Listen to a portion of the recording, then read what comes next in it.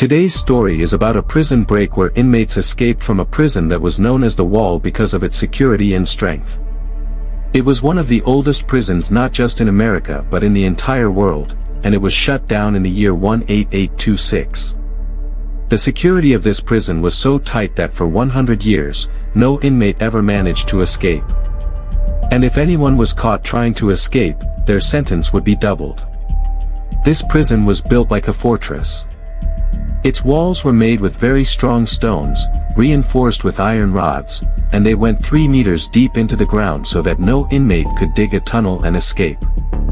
To make this prison even stronger, there was a door after every 4 to 5 cells, and a guard always stood outside it. Even if an inmate somehow managed to get out, they would be spotted by the guard standing in the watchtowers and caught. So who were these inmates who, despite such tight security, managed to escape from this prison? And what unique method did they adopt to get out? This is an astonishing and thrilling story. The story begins at Western Penitentiary Prison, where, on the morning of January 8, 2014, at 10 a.m., guards went on their rounds to count all the inmates. That's when they discovered that 6 inmates were missing from the count. The guards searched for them everywhere, in the bathrooms, kitchens, and the entire prison, but they were nowhere to be found.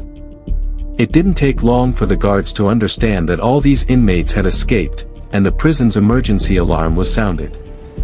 The mastermind of this prison break was a man named Neil Pontus. Despite the extremely tight security and strong walls, he had decided that he would escape from this prison. Neil Pontus was serving a sentence for breaking into houses and shops, as he was very skilled at cracking locks and safes. The main reason Neil was caught was that he used the stolen money to buy expensive cars and other costly things. On this basis, the police caught him, and during interrogation, he confessed to all his burglaries. Neil often committed petty thefts and burglaries, which is why he frequently went in and out of prison. Then, in 1992, after committing a major heist, he was sentenced to 15 years in prison. After spending some time in jail, Neil began to feel that the conditions inside the prison were getting worse day by day. The number of inmates was increasing compared to the available space, which caused overcrowding. Because of this, prisoners were constantly fighting over space to sit or lie down, and these fights often escalated into stabbings. Many inmates even lost their lives. Seeing all this, Neil realized that he had to escape from this prison at any cost. If he didn't, he would also end up dead like the others. Neil began thinking day and night about different ways to escape the prison. At the same time, he understood that he couldn't do it alone. He needed a few people who could support him in the breakout. During this time, Neil got his first real chance when an inmate named Greg Queering was transferred to his cell. Soon, Neil and Greg developed a good friendship as they often spent time together. Neil began to feel that he could fully trust Greg, and one day, during a conversation, he revealed his entire plan to him. Hearing the plan, Greg's eyes lit up, and he immediately agreed to help. Both of them started making a detailed plan to escape from the prison, writing down all the different possible methods in one place. The first idea they thought of was to break down the prison wall and escape. But very soon, they realized that even if they succeeded, the police would find out about their escape, and they would be caught again. The second idea was to hide in the trucks that were used to bring and carry bricks, stones, and cement for maintenance work inside the prison. But since the authorities were aware that inmates might try to escape by hiding in these trucks, every truck was thoroughly checked before leaving, and the inmates were counted each time. For this reason, they cancelled this idea too. The third idea was to dig a tunnel under the prison and escape through it. However, in the prison's history, several inmates had already tried this and either got caught or faced major problems during the digging. Nevertheless, Neil decided that he would dig a tunnel in this prison and avoid every mistake that the previous inmates had made. Neil and Greg discussed that they needed a third person who had experienced digging tunnels, as neither of them knew much about it. This is where the third inmate entered the picture, Kevin Billingsley. Kevin was serving a 40-year sentence for shooting people, and he was exactly the man Nyo was looking for. Kevin had previously worked in a coal mine, so he had experience digging tunnels. He was also thinking of different ways to escape, making him the perfect candidate for Nyo's plan. During a conversation with Kevin, Nyo and Greg explained their escape plan to him, and Kevin immediately agreed to join them. It was decided among the three of them that Nyo would handle all the planning for the prison break, where to dig the tunnel and where it would lead outside, while Kevin would be responsible for digging. Since the prison covered a large area, it was very important for Nyo to choose the right spot to start digging. To do this, he needed to explore every corner of the prison. But because inmates weren't allowed to roam freely, the only way left was to get a job in one of the prison departments. Prisoners were often given jobs inside the prison, and if Nyo could get one, he could move around easily. After a few days of effort and good behavior, Nyo got a job in the maintenance department. This was the department overseen by the prison engineers, responsible for maintenance work like pipelines, electricity, ventilation, and sewer lines. The maintenance office also had maps of every building and area in the prison. Nyo now had two advantages with this job.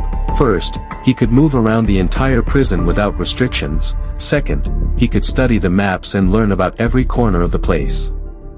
Months passed after Nyo joined the maintenance department.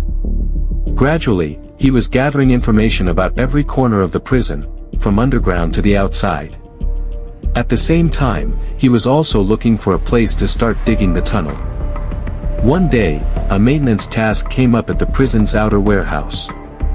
This warehouse was in the outer area of the prison, from where the road outside was clearly visible. It was used to store rations and other supplies brought into the prison. Because it was located in the outer area, security there was much lighter. The warehouse building and the prison were connected by the same wall. Since any worker could directly step out onto the road through this warehouse, Nyo found it to be a perfect spot to escape. Nyo understood clearly that they had to open the tunnel's mouth in this warehouse so they could easily exit through it. But one question still remained: where should they start digging? At this point, Kevin suggested that they should begin digging from a spot as close to the warehouse as possible, so the tunnel distance would be shorter and require less digging. Once again, luck favored them. The maintenance building where Nyo worked was located directly opposite the warehouse where they planned to open the tunnel's mouth. The distance between the warehouse and the maintenance building wasn't much, so they decided to start digging the tunnel from the maintenance room itself. Although they had made the decision, the biggest challenge was how to start digging from the maintenance room without anyone noticing. Nyo took out the prison map from the maintenance building and began studying it carefully. He discovered that inside the maintenance building, there was a room with enough space under its floor for a person to crawl through. It was like a gap in the ground beneath the maintenance room, making it easy for someone to move around. To understand this better, here's how the map looked. There was the outer warehouse where Nyo and his team planned to open the tunnel's mouth, and then there was the maintenance building, divided into two sections. The right section had the maintenance workshop where Nyo worked, and the left section stored all the tools and materials. They decided to start digging the tunnel from under this maintenance room. But the biggest problem was that this part of the maintenance room was always locked, and to get inside, they had to pass through a steel door, the key to which was always with the guard. After realizing this, they started thinking of another way: to break through the wall of the maintenance building to enter the room where all the tools were stored, the room beneath which was the crawl space leading to where they could start digging the tunnel. To break these walls, they had only one option: to use drill machines to make holes and get inside. However, the drill machines were stored in the maintenance room, and they couldn't just take them without giving a reason for why they needed them. To solve this, Nyo came up with a clever trick. He deliberately broke a pipeline near the maintenance room wall, the same wall they planned to break, and used fixing the pipe as an excuse to get the tools and start making holes in the wall. After breaking the pipeline, he informed the engineer, telling him he could fix it. The engineer told him to take all the necessary tools and start repairing it. Although Nyo managed to take the drill machine, prison rules stated that a guard had to stay with him while he worked. That meant while Nyo was drilling holes in the wall, a guard would be keeping an eye on him. Nevertheless, Nyo went with the guard to the spot between the pipeline and the wall and began pretending to fix the pipe so the guard, standing a little farther away, would think he was just doing his job. The spot where Nyo worked was a corridor with walls on both sides.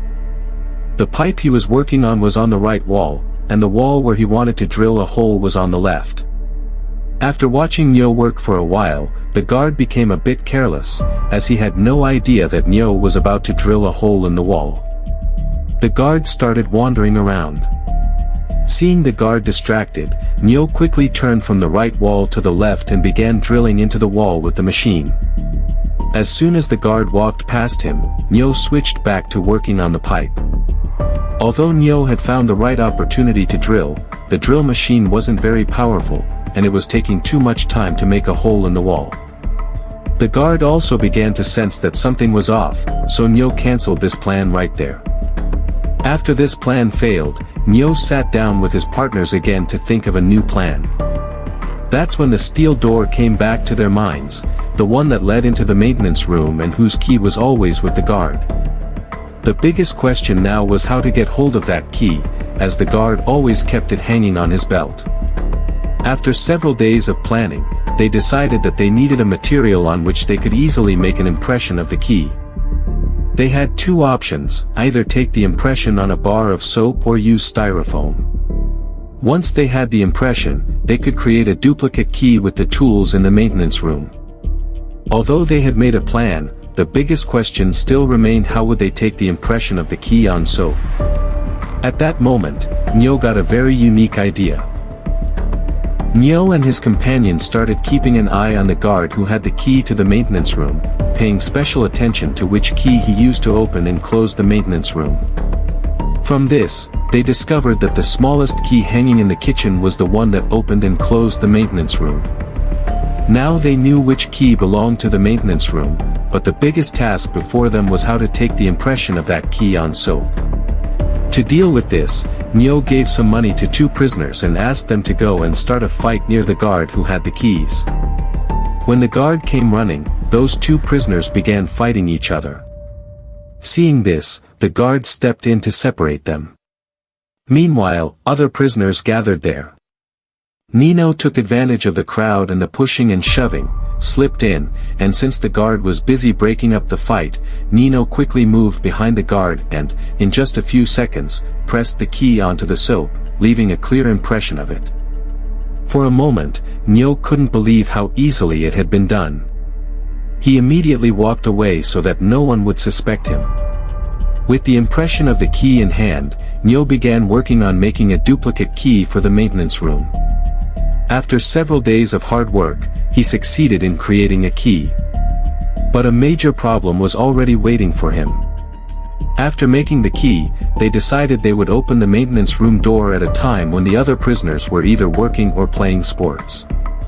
During these times, the prison guards were less alert and wandered about. However, there was a risk. A watchtower stood at some distance from that door, and a guard was always stationed there, able to see the door clearly. Nyo and Greg reached the maintenance room door.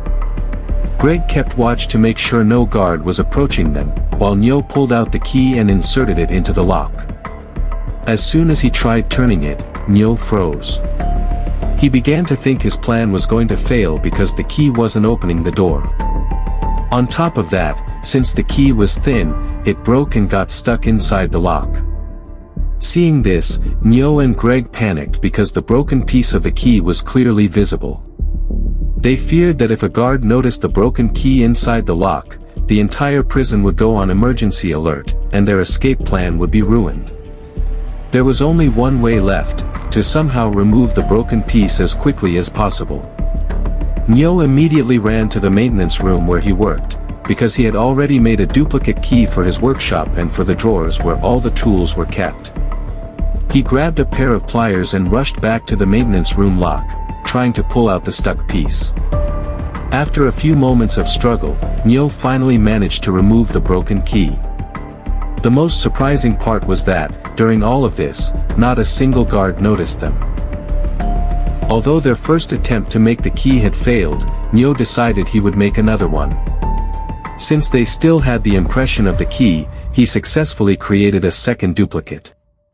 This time, when they tried opening the door, their effort paid off, the key worked, and the door opened. Inside the room, they saw a small metal hatch. Behind it was the space from where they would start digging. After spending a short while in the room, they locked the door and returned to their cells. Back in their cells, they informed their third companion, Kevin, about everything and began planning when and how to start digging the tunnel. 2 days after making the key, they began their digging work. But as soon as they started, new troubles began to arise. One day, while Neo was returning to his cell after finishing work, he was stopped by a guard at the gate. Outside every 4 or 5 cells, there was a gate, and a guard was always stationed there to occasionally check the inmates entering. The guard stopped Neo for checking. Neo panicked because he had the fake maintenance room key in his pocket. Workers from the maintenance room were allowed to keep keys, but an extra key might arouse suspicion. Before the guard could search him, Neo confidently pulled out the bunch of keys and handed them over. Seeing his confidence, the guard did not check the keys thoroughly and allowed him inside, unaware that the bunch contained the duplicate key. Meanwhile, Neo had given Greg the task of bribing guards to bring alcohol from outside and to serve it to them. The idea behind this was to distract the guards and build a friendship with them. But Greg's plan backfired because the warden learned about it and put Greg in a solitary cell, where he had to spend all his time alone. Greg was now separated from Neo and Kevin. This affected him so badly that he attacked someone, which extended his sentence by several months, and he was locked up in the dungeon. Since Greg wouldn't be returning for months, only Neo and Kevin remained, and they continued digging the tunnel. Kevin, who was skilled in tunneling, kept digging while also teaching Neo how and where to dig. Only one of them would go inside the tunnel at a time, while the other locked the maintenance room from outside. If they both entered together, they risked getting caught. They agreed that one person would go inside and dig for a fixed amount of time, and when the time was up, the other would open the door and let him out. They faced many difficulties because all they had for digging were some pieces of wood and a small bucket to collect the soil. The ground of the tunnel was very soft, almost like mud, because the prison was built right next to a river. They had to dig and lift the mud with wooden pieces, which made the task exhausting. Although the maintenance room wasn't very far from the outer warehouse, digging was still extremely hard because they needed to go deep enough to pass beneath the 3-meter underground wall. For that, they had to dig the tunnel at least 4 meters deep. From the prison map, Neo had learned that after reaching 4 meters, they would still need to dig a 12-meter long horizontal tunnel leading directly to the outer warehouse. But digging this tunnel meant removing nearly 15 tons of soil, and there was also the danger of the tunnel collapsing due to trucks passing over the road above. As they dug deeper, the oxygen inside the tunnel began to decrease, making it harder to breathe. Yet, they had no way to create a ventilation system. Despite all these challenges, they kept digging. By now, Neo and Kevin realized they would need more people to lessen their workload and speed up the digging. Around this time, another prisoner started suspecting them. This inmate had often seen them going in and out of the maintenance room. His name was Carmen Keller, serving a life sentence for murder, and he also wanted to escape. When Carmen revealed to Neo and Kevin that he knew about their plan, they had no choice but to include him in their gang. Though Neo didn't want to add Carmen, he was forced to, fearing exposure. Now their team once again had 3 members, Neo, Kevin, and Carmen. Even though Carmen had forced his way into the gang, his inclusion brought them a big advantage. Carmen worked in the prison's education and rehabilitation department, which allowed him to move anywhere in the prison without restriction. He could also issue education passes for other inmates, letting them leave their cells to study with him. Meanwhile, Neo began planning for after they escaped, how they would get a car to drive them far from the prison. But none of them knew anyone who could wait for them outside with a car. This need forced Neo to include a 4th prisoner in the gang, someone with outside connections who could arrange a vehicle. This was when George Connaught entered their team. Connaught, a native of Pennsylvania, was serving a life sentence for murder. Being local, he could arrange a car outside the prison. Since Connaught was quite old, he couldn't help with digging, so Nyo, Kevin, and Carmen took turns digging in shifts, Nyo and Carmen in the morning, Kevin in the afternoon. No one suspected them, as it always appeared to be their work or sports time. After a month of digging, they were very close to finishing the 4-meter deep and 12-meter long tunnel. But they constantly feared being caught. Then, one afternoon in December 1996, something happened that nearly destroyed their plan. Nyo, Kevin, and Carmen reached the maintenance room together. Kevin and Carmen went inside to continue digging, while Nyo locked the door from outside and headed to the dining hall for lunch. Nyo was still eating when suddenly the prison's emergency alarm went off. Guards ordered all prisoners to return to their cells. The alarm had been triggered because an inmate had stabbed 2 guards. The prisoners were being sent back for a head count. Nyo panicked because Kevin and Carmen were still inside the maintenance room digging. He needed to get them out fast. If they weren't present during the count, the whole escape plan could collapse. Meanwhile, guards lined up all the prisoners and began counting them. Nyo stood in line, and as the guards moved closer, his anxiety grew. Suddenly, an idea struck him.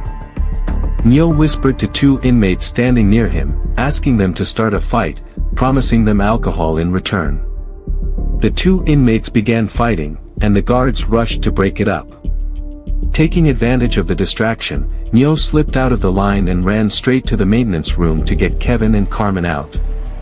He unlocked the door and went inside, where he saw Carmen and Kevin already coming toward him.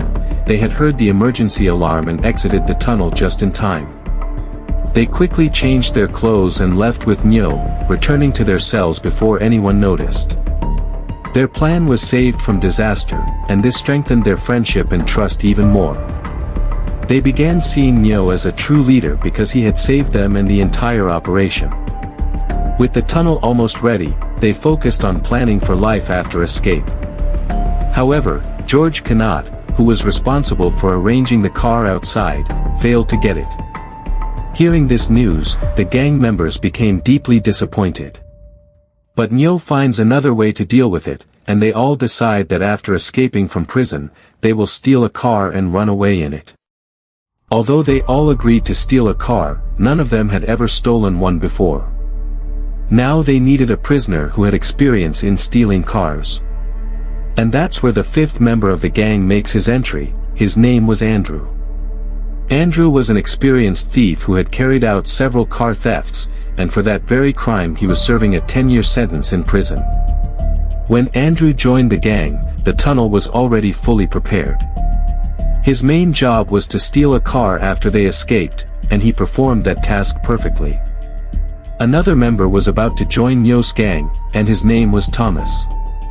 Thomas was a middle-aged prisoner who had no role in the gang's work, but Nyo included him simply because he was an old friend. Thomas's health was often poor, and due to problems with his eyes, his vision was getting weaker day by day. That was the reason the other gang members didn't object to including him. Now there were 6 prisoners in the gang, and they were in the final stage of planning, putting the finishing touches on their preparations. Their entire tunnel was now ready. The last remaining task was to open the tunnel's mouth upwards into the warehouse outside. This was the hardest part of the digging because this time they had to dig upward, and even a small mistake could cause the whole tunnel to collapse, burying them alive. Since the tunnel's soil was very soft, Nyo carefully started digging upward. Whatever soil fell down, the others removed it with buckets. Within a short time, a small hole appeared in the upper wall, and air began to flow in, allowing them to breathe easily.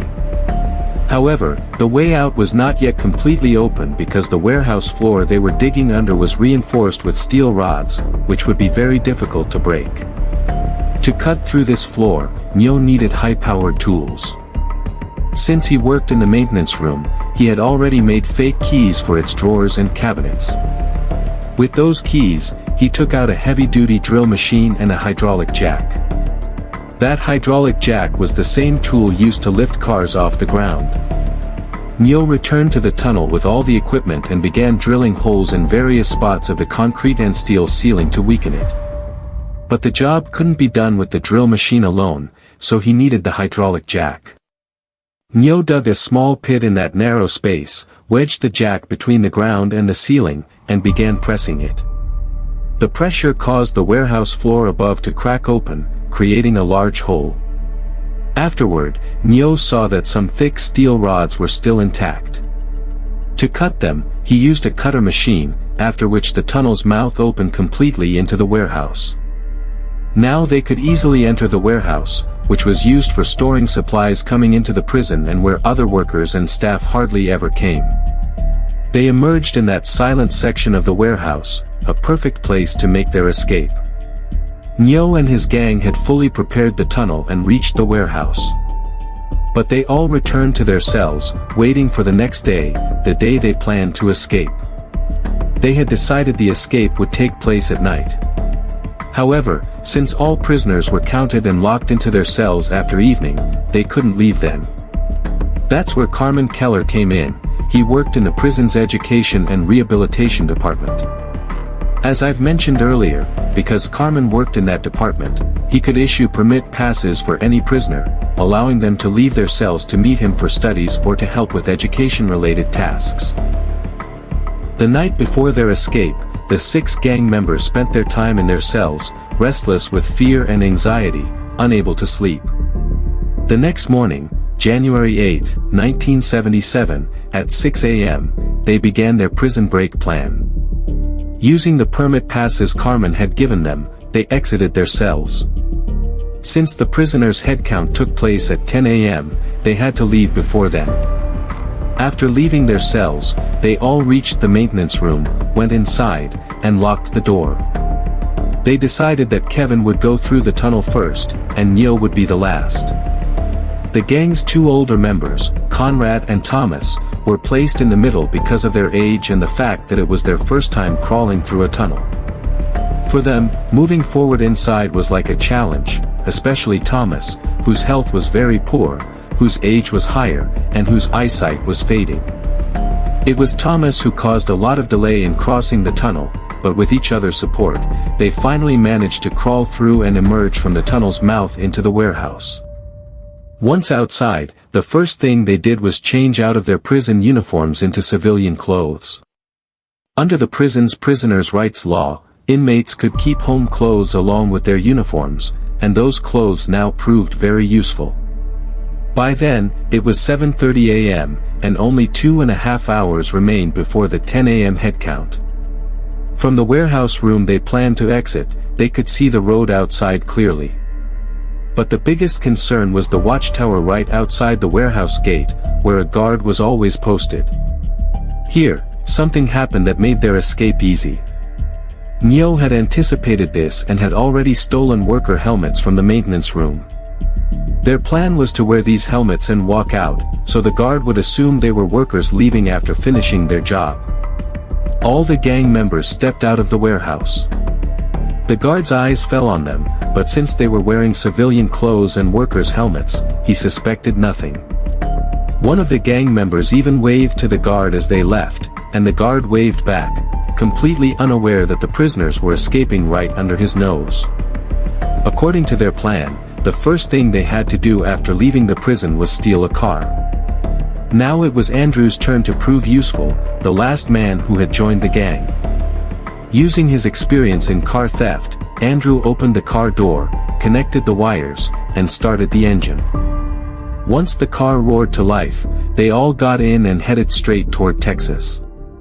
They wanted to get as far from the prison as quickly as possible, and that's why they drove directly into Texas.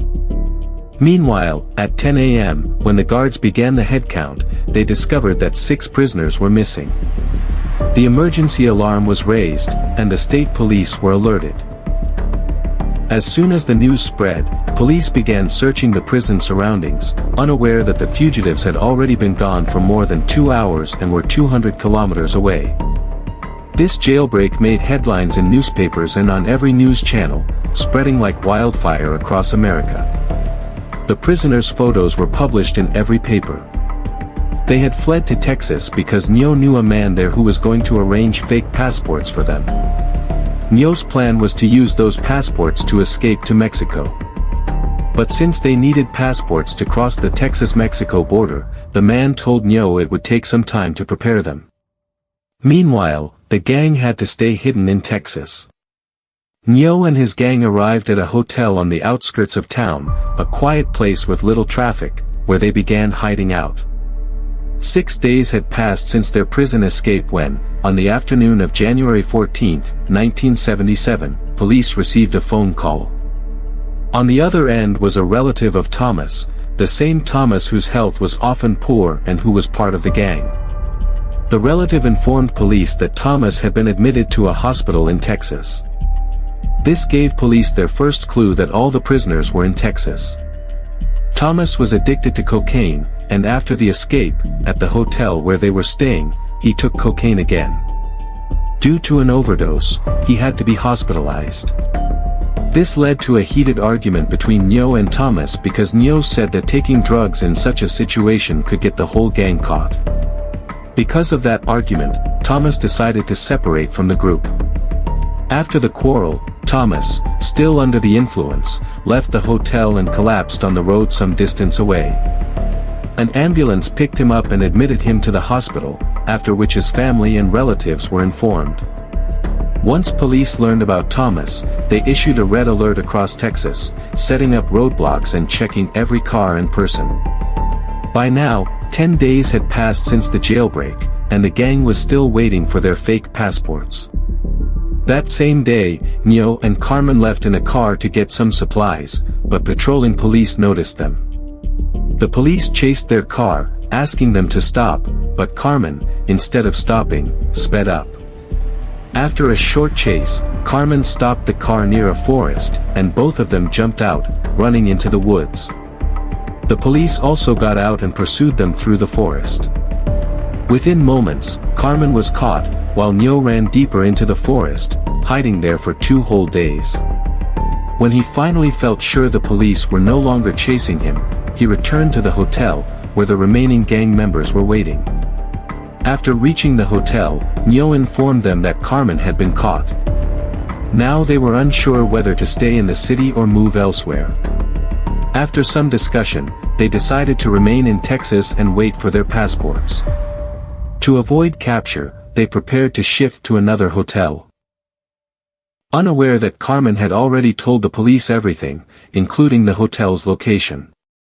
However, by the time the police arrived, they had already left and settled in a different hotel. During further interrogation, police pressured Carmen, and he revealed that the gang was waiting for fake passports. He even gave them the name and description of the man making the passports. The police began tailing that man, planning to catch both him and the fugitives red-handed with the passports. Meanwhile, the man was preparing to deliver the fake passports to Nyo and his gang. Unaware that police were following him, he arrived at a hotel to meet Nyo. As soon as he entered, the police and SWAT surrounded the building from all sides and stormed the room where Nyo and his gang were staying, arresting them all. Nyo, as the mastermind behind the jailbreak, had 14 years added to his sentence. He was placed in a cell where he would spend 23 hours a day locked inside. The other gang members had their sentences extended by 10 years. This was the story of 6 prisoners who made an excellent jailbreak plan and executed it, but because of their small mistakes, they only got to taste 12 days of freedom before being captured again. The first mistake was that Thomas shouldn't have left the hotel in anger.